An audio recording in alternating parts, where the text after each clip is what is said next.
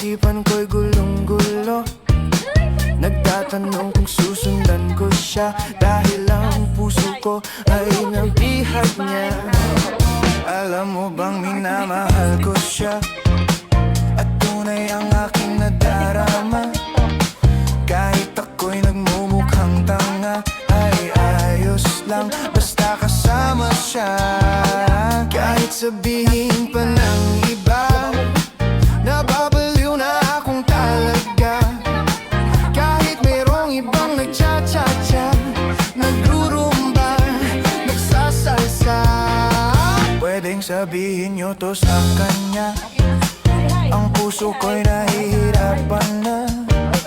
Ano pa ba ang pwede kong gawin na uubra upang maakit siya?